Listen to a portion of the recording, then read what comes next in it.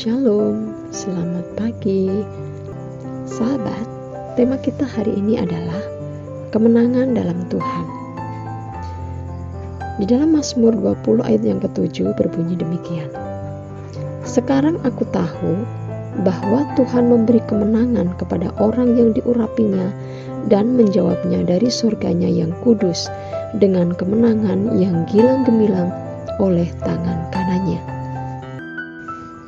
Sahabat, Tuhan mengizinkan kita berada dalam masa-masa genting, sukar, bahkan kadang masuk juga dalam badai besar yang dapat saja menenggelamkan kita.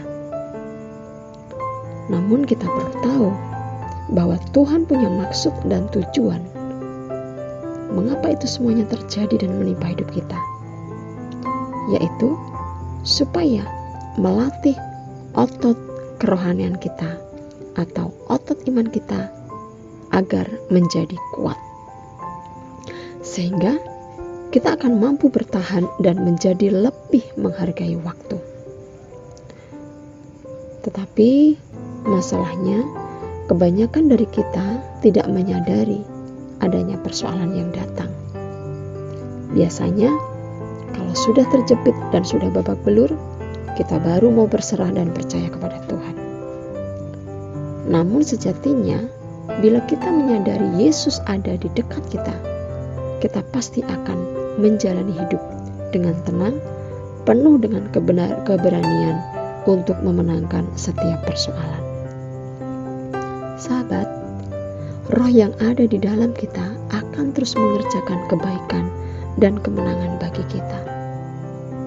Jadi ingatlah, sebesar apapun badai menyerang hidup kita, kita akan tetap mampu melewatinya. Karena roh yang ada di dalam kita lebih besar dari segalanya. Nah sahabat,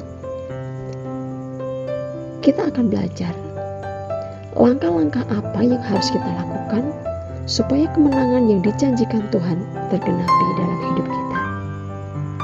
Yang pertama, setia dan tekun membaca firman Tuhan. Jangan anggap ringan perihal membaca Alkitab. Mungkin kita bisa berkata, oh, firman ini pasti bisa aku lakukan. Masalahnya, seberapa lama kita konsekuen dan konstan melakukannya? Berapa lama kita baca Alkitab setiap hari? Alkitab adalah firman, dan firman itu Yesus. Jadi sahabat, ketika kita membaca firman-Nya dan memasukkannya dalam hati dan pikiran kita, maka Yesus pun masuk ke dalam hati dan pikiran kita.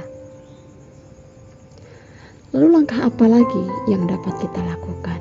Yang kedua adalah hidup dalam penyembahan kepada Tuhan. Ini berbicara bagaimana kita memiliki hati sebagai penyembah yang benar. Yang ketiga adalah berdoa dengan sungguh-sungguh. Sahabat, sudahkah kita berdoa? Ini menjadi pertanyaannya, kapan kita terakhir bersekutu dengan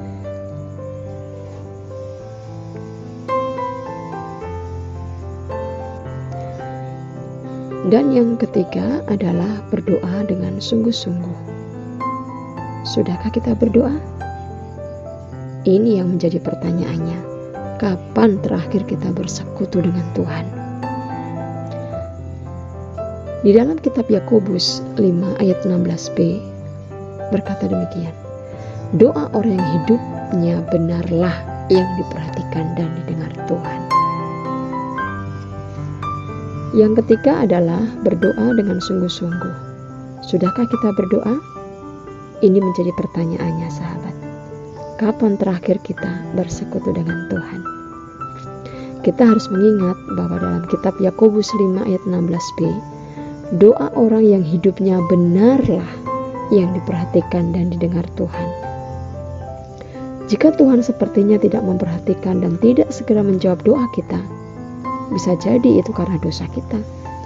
Karena sesungguhnya tangan Tuhan tidak kurang panjang untuk menyelamatkan, dan pendengarannya tidak kurang tajam untuk mendengar. Tetapi yang merupakan pemisah antara kamu dan Allahmu ialah segala kejahatanmu, dan yang membuat Dia menyembunyikan diri terhadap kamu, sehingga Ia tidak mendengar, ialah segala dosamu. Itu yang ditulis dalam Yesaya 59 ayat 1 dan 2. Lalu langkah yang keempat yang bisa kita lakukan adalah hidup dalam pertobatan.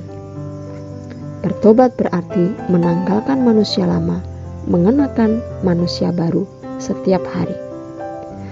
Sahabat, pertobatan adalah kehendak Tuhan yang utama. Tanpa itu, kita tidak akan menikmati janji-janji Tuhan. Sahabat terkasih, tidak ada masalah yang terlalu sulit bagi orang percaya.